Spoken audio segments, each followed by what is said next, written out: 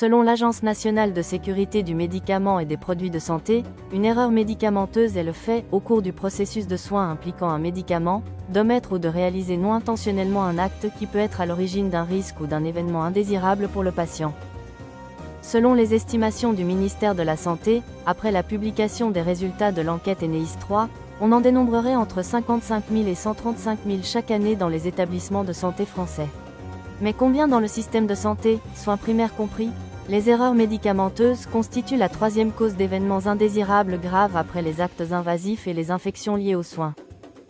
Le nombre de décès ou de patients victimes de conséquences lourdes liées à une erreur médicamenteuse ne sont malheureusement pas déterminés avec précision.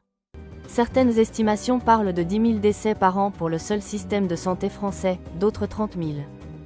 Cette absence de données précises ne permet pas de visualiser l'ampleur des efforts à réaliser pour proposer une sécurité optimale pour ce processus de soins.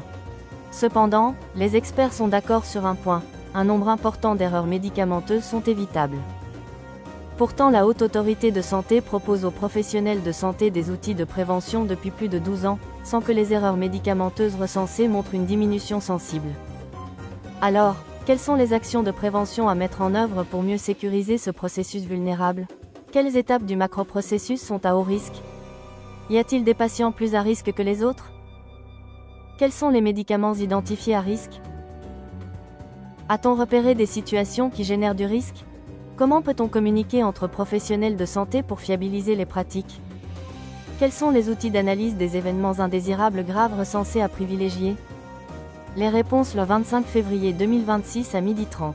Le docteur Jérôme Coutet, pharmacien et chef du pôle médico-technique, groupement hospitalier de territoire Saône-et-Loire, Bresse, Morvan et le docteur Frédéric Martin, médecin anesthésiste et fondateur de la Safe Team Academy, seront reçus par Bruno Fratini, directeur scientifique de la prévention médicale.